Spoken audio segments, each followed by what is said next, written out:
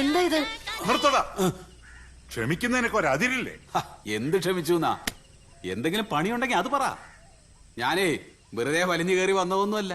4 ആള് കാണേ നിങ്ങളുടെ മോളെ താലി കെട്ടിയ പുരുഷനാണ്. മതിയടാ മോനെ, എന്തിനാടാ ഈ നാടകമൊക്കെ? അത് ഈ പാവപ്പെട്ട ഞങ്ങളോട്. ഗീതയുടെ കാര്യം അങ്ങനായി. നീ ആയിരുന്നു ഞങ്ങളുടെ ഏക പ്രതീക്ഷ. ആ നീയും കൂടെ ഞങ്ങളെ കൈവിട്ട. മോനെ മോനെ നിനക്ക് എന്താടാ പറ്റിയത്? എനിക്കൊന്നുമില്ല അമ്മേ. അമ്മയുടെ മോൾക്ക് ഈയിടെ എന്നെ അത്ര പിടിക്കുന്നില്ല. എന്നെ മാത്രമല്ല, എന്റെ കുടുംബത്തെയും. ആ കോളനിയിലേക്ക് താമസം മാറ്റിയത് മുതൽ അവൾ ആകെ മാറി. കണ്ടല്ലേ നിങ്ങള്? അവളുടെ വസ്ത്രധാരണവും മട്ടും ഭാവവും, ഭർത്താവ് എന്ന നിലയിൽ എന്നോടുള്ള സമീപനവും എല്ലാം മാറി. അവളിപ്പോ നമ്മുടെ പഴയ മഞ്ജുവല്ല. അവിടുത്തെ ചില സമത്വവാദി പെണ്ണുങ്ങളുടെ വാക്കും കേട്ട് അവൾക്കിപ്പോ ഞാൻ ഭർത്താവാണെന്ന് പോലും പറയാൻ മടിയണച്ച.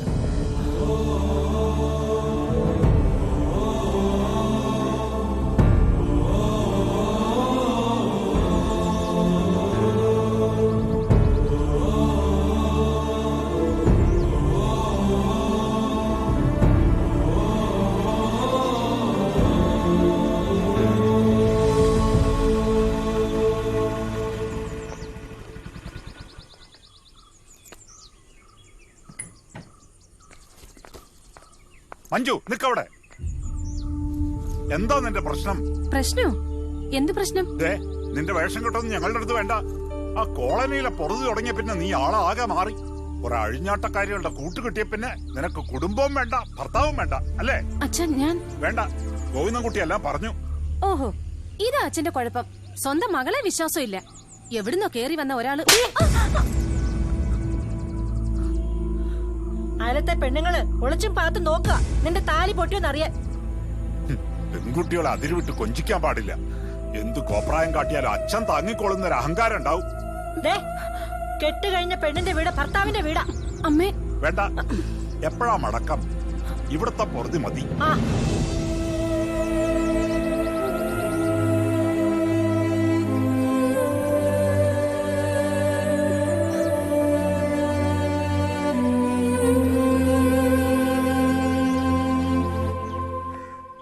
എവിടേക്കാ? നിന്റെ പോരൊക്കെ പടിക്ക് പുറത്ത്. ഇറങ്ങിറങ്ങ. കാർന്നോരെ കൈമാറ്റ്. നിങ്ങളെ കാണാനല്ല ഞാൻ വന്നത്, മഞ്ജുവിനെ കാണാനാ. കേട്ടോ? അവളെ കണ്ടിടത്തോളം മതി. അടങ്ങി ഒതുങ്ങിക്കഴിഞ്ഞിരുന്ന ഒരു പെൺകൊച്ചിന്റെ തലയില് ആവശ്യമില്ലാത്തതെല്ലാം കൂടെ കുത്തി കേറ്റി നീയൊക്കെ കൂടി ഒരു കുടുംബം കുട്ടിച്ചൊറാക്കില്ലേ? മേലാലിയും വീടിന്റെ മുറ്റത്ത് കൊണ്ടുപോരുത്. കിളവാ, എന്നോട് താൻ സൂക്ഷിച്ച് സംസാരിക്കണം. ഞാൻ ആരാണെന്ന് തനിക്കറിയോ? ലോക്കൽ SIയുടെ ഭാര്യയാണ് ഞാൻ. നീ അയാളുടെ ഭാര്യയോ അതോ അയാൾ നിന്റെ ഭാര്യയോ? എന്റെ കാലിൽ ചെരുപ്പ് ഊരിപ്പിക്കില്ല താൻ. എന്തിനടി ചെരുപ്പ് മാത്രം ഊരുന്നത്? മൊത്തത്തിലങ്ങ് ഊരടി. അതാണല്ലോ നിന്റെ പാരമ്പര്യം. സ്ത്രീ സമത്വം എന്നും പറഞ്ഞ് രാവിലെ ഒരുങ്ങി കെട്ടി അങ്ങ് വന്നോളും. കുടുംബം കലക്കാൻ കൈത്തരിപ്പുള്ള ആണുങ്ങളെ കാണാഞ്ഞിട്ടാ ആട്ടിച്ചു നിന്നെ ഞാൻ. എന്താ തനിക്കെന്നെ തല്ലണോടോ? നിന്നെ തല്ലിയാൽ എന്റെ കൈ നാറും. ഒരിക്കലും ഈ മുറ്റത്ത് നിന്ന് ഗോവിന്ദൻകുട്ടി ഓടിച്ചതാ നിന്നെ. വീണ്ടും അന്തസ്സില്ലാതെ എഴുതി വന്നിരിക്കുന്നു. ഇറങ്ങടി വെളിയിൽ.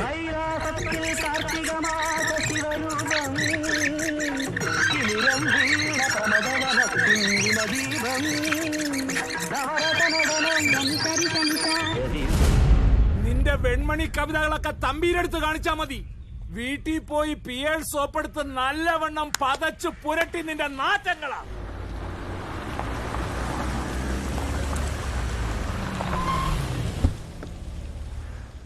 ചേച്ചി, ചേച്ചി, ചേച്ചി.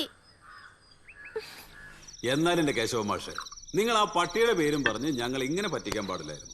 എന്തൊരു മര്യാദക്കാരനാണ് ആ പട്ടി. ഞങ്ങൾ ഇങ്ങോട്ട് കയറി വരുമ്പോ തല പൊക്കി നോക്കുപോലെ ചെയ്തില്ല.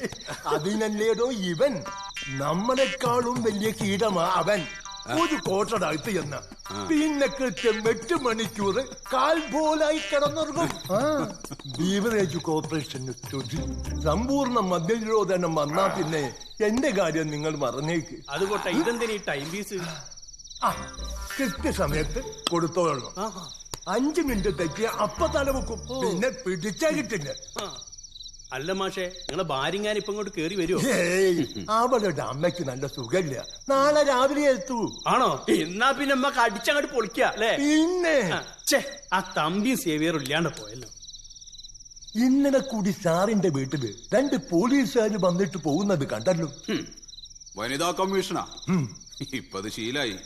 എന്റെ കുട്ടി സാറേ, ഈ ഒടിഞ്ഞ വക്കീലിന്റെ വാക്കും കേട്ടോണ്ടിരുന്ന നിങ്ങളുടെ ജീവിതം കുട്ടിച്ചോറാകും. തൽക്കാലം ഒരു കോംപ്രമൈസ് ആയിരിക്കും ബുദ്ധി.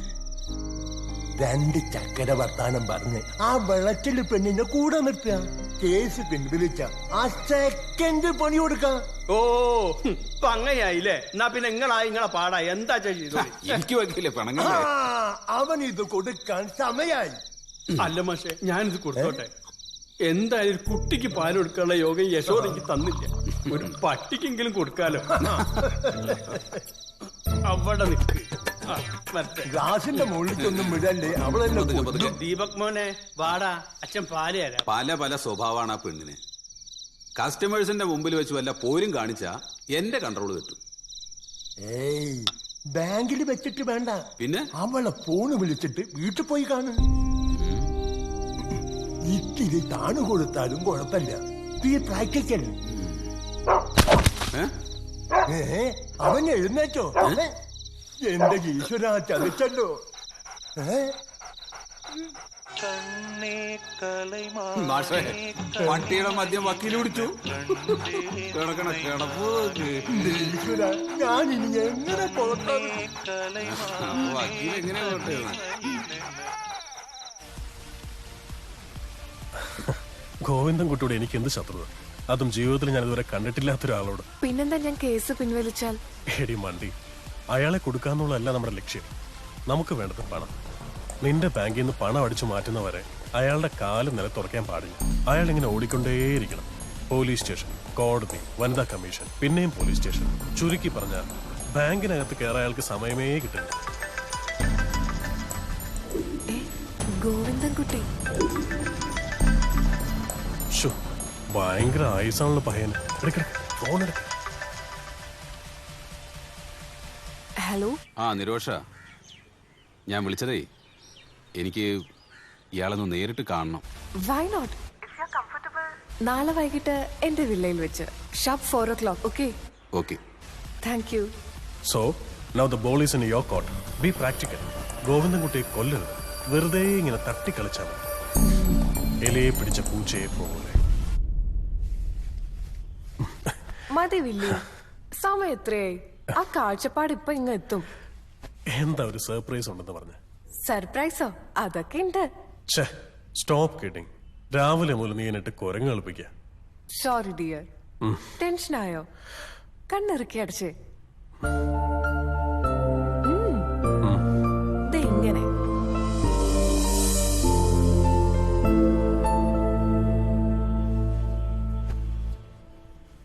ഇനി കണ്ണു തുറന്നോ.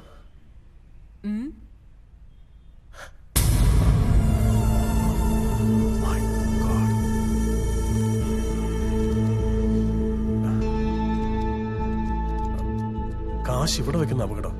I will keep it with me. പിന്നീട് ഒരു ജോയിന്റ് അക്കൗണ്ട് ഉണ്ടാക്കി അതിലേക്ക് ട്രാൻസ്ഫർ ചെയ്യാം. ഓക്കെ? ഓക്കെ.